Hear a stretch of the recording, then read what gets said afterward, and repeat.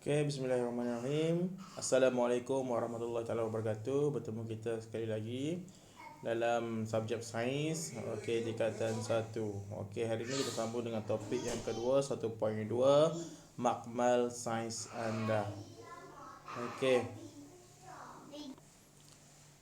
Okey, mari kita belajar iaitu mengenal pasti dan menyatakan fungsi radas, mengenal pasti simbol dan contoh bahan berbahaya di dalam makmal, melukis dan melabel radas yang biasa digunakan di dalam makmal dan membuat pengelasan berdasarkan kegunaan. Dan akhir sekali kita akan belajar mewajarkan peraturan dan langkah keselamatan di dalam makmal. Apa itu makmal sains? Okey. Makmal sains ini ialah satu bilik yang dikhaskan untuk menjalankan kajian atau eksperimen saintifik. Apabila melibatkan eksperimen ataupun kajian sesuatu subjek dalam bidang sains, topik dalam bidang sains, kita perlu buat di dalam makmal. Di dalam makmal terdapat pelbagai bahan dan radas, contohnya silinder, penyukat, kaki retort, pipet dan lain-lain. Ini antara salah satu contoh alat radas yang kita digunakan di dalam makmal. Okey, ini antara contoh-contoh makmal lah. Okey, kalau sekolah orang lain contoh makmal dia cantik lagi lah. Yang ni macam ni lah. Alright. Okey, seterusnya radas dan makmal dan fungsinya. Okey, saya nak pelajar-pelajar tengok dan kenali pasti radas makmal. Okey, pertama ialah ini tabung didih. Tabung didih ni bentuk dia. Tugas dia adalah memanaskan bahan kimia dalam kuantiti yang kecil. Yang ini tabung uji. Mengisi bahan kimia dalam kuantiti kecil. Alright, yang ni burek. Panggil burek. Menyukat isi padu cecair dengan tepat. Okey, yang ini pipet ialah menyukat isi padu cecair yang tetap. Beza yang tepat dengan yang tetap ni lain. Okey. Alright, manakala bika, kelalangkon dan juga kelala dasar leper, tugas dia mengisi bahan kimia dalam kuantiti yang besar. Okey. Ini gambar aja tungku kaki 3, tugas dia menyokong radas semasa pemanasan. Kasar dawai, tugas dia membantu menyebarkan haba dengan sekata semasa pemanasan. Okey. Corong turas. Okey, kerja dia ialah menuras atau menapis pepejar tidak larut dalam daripada campuran. Dan yang ini menyukat isi padu cair, iaitu tugas dia silinder penyukat. Bagi alat radas namanya silinder penyukat. Balang gas, tugas dia adalah untuk mengumpul gas. Okey. Dan kaki retort, tugas dia untuk memegang atau menyokong sesuatu radas. Manakala piring sejap, tugas dia adalah untuk penyejatan. Okey. Alright. Tadi sudah kita pergi dah berkenalan dengan alat radas.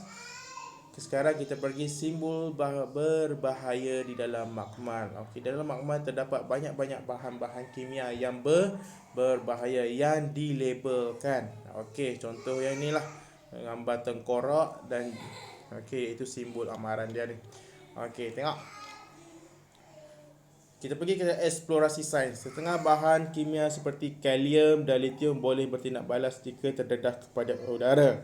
Oleh itu, bahan kimia tersebut perlu disimpan di dalam minyak parafin. Dua bahan ni adalah sangat berbahaya. Dia cepat bertindak balas dengan udara. So, jadi cara dia kita simpan dia dalam minyak parafin. Okey, tengok. Kebanyakan bahan kimia yang kita guna di dalam makmal sains berbahaya. Memang berbahaya. Kita mesti perhatikan simbol amaran pada botol bahan kimia dengan teliti sebelum kita gunakannya bagi mengelakkan berlakunya kemalangan. Okey, salah satu contoh ni. Tengok ni, dia ada simbol. Okey, ini simbol dia. Nanti kita akan pergi dengan lebih detail simbol-simbol dia. Okey. Alright. Seterusnya, ini antara simbol-simbol amaran yang perlu kamu kena ingat, iaitu pertama bahan merensa. Simbol dia macam simbol pangkah. Okey, bahan kimia yang merensa boleh menghasilkan wap atau wasap yang dapat memedihkan mata, hidung dan tekak. Elakkan. Bila ada simbol ni, elakkan daripada menghidu wap ataupun wasap. Gunakan bahan kimia tersebut di dalam kebuk wasap. Okey, contohnya klorofon dan amonia. Okey, seterusnya kalau gambar yang macam kipas ni adalah bahan radioaktif yang mengeluarkan sinar radioaktif yang dapat menyebabkan kanser. Contohnya uranium dan juga plutonium. Ini yang simbol yang ni. Manakala bahan ni untuk tangan yang terkena ni menghakis, bahan mengakis. Okey, bahan kimia ini bersifat mengakis. Jangan sentuh bahan ini kerana akan melecurkan kulit. Sekiranya terkena pada kulit, cuci bahagian tersebut dengan air yang banyak, contohnya asid dan juga alkali pekat.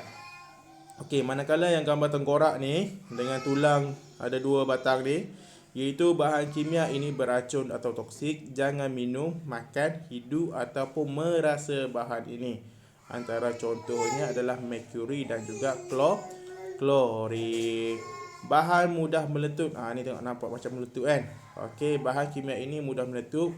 Gunakan bahan ini mengikut arahan dengan cermat. Contohnya ialah gas hidrogen dan juga gas butana. Dan akhir sekali simbol yang ni, bahan mudah terbakar. Bahan yang mudah menguap dan terbakar. Jauhkan bahan ini daripada sumber api atau haba. Gunakan bahan ini mengikut arahan dengan cermat. Contohnya alkohol dan petrol. Ada 6 simbol yang perlu kamu kena ingat. Okey. Alright. Seterusnya ialah apabila kita sudah tahu alat radas dan juga bahan-bahan simbol-simbol amaran, sekarang di dalam makmal dia ada juga peraturan dan langkah-langkah keselamatan di dalam makmal. Kenapa wujudnya peraturan dan langkah-langkah keselamatan ini? Untuk mengelakkan kejadian yang tidak diingini, kita mesti perlu sentiasa mematuhi peraturan dan langkah-langkah keselamatan di dalam makmal. Okey, ini antara peraturan-peraturan di dalam makmal. Jangan masuk ke dalam makmal tanpa kebenaran. Jangan mulakan eksperimen sebelum diarahkan oleh guru. Baca arahan dan fahami arahan eksperimen terlebih dahulu. Gunakan semua bahan kimia dan peralatan dengan betul dan cermat. Dilarang minum, makan dan bermain-main di dalam makmal. Dilarang mengeluarkan peralatan dan bahan kimia dari makmal. Kembalikan peralatan dan bahan kimia ke tempat simpan asal jika dialihkan. Pastikan tempat menjalankan eksperimen sentiasa kemas dan bersih. Cuci semua peralatan dan buang bahan buangan mengikut kaedah yang betul. Dan akhir sekali, cuci tangan dengan air dan sabun sebelum meninggalkan makmal. Langkah-langkah keselamatan ketika menggunakan bahan kimia dan radas.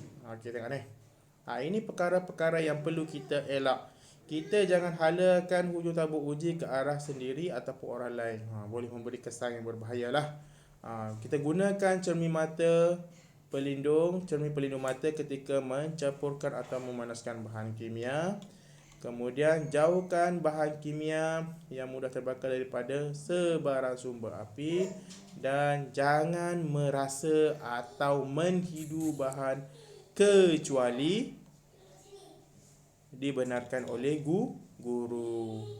Okey, apa yang perlu buat jika berlaku kemalangan? Pertama, jangan panik. Sebaliknya mengambil tindakan yang sepatutnya seperti situasi di bawah. Okey, pertamanya ialah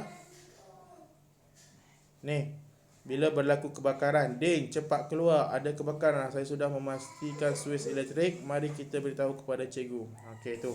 Kemudian, bahan kimia tertumpah juga perlu dilaporkan kepada guru. Hati-hati elakkan bahan kimia terkena tangan anda. Dan akhir sekali, ingat, ya, ya Farah, jika bahan kimia termasuk ke dalam mulut atau terkena bahagian lain, kita perlu membilas bahagian itu dengan air yang banyak. Okey, itu cara dia. Kena bagi tahu. Okey. Okey, apa-apa pun jika berlaku kemalangan di dalam di makmal, kita kena bagi tahu guru ataupun pembantu makmal. Okey, itu sahaja. Jadi cikgu mohon dengan tindakan para murid boleh laksanakan praktik formati 1.2, iaitu latihan ini dimasukkan ke dalam buku nota ataupun buatlah di mana-mana kawasan, di mana-mana buku yang diingini. Okey. Okey, itu sahaja daripada cikgu. Sekian, wabillahi taufiq wal hidayah. Wassalamualaikum warahmatullahi wabarakatuh. Stay at home, stay safe. Okey, good luck. Bye. Assalamualaikum. Sampai jumpa lagi.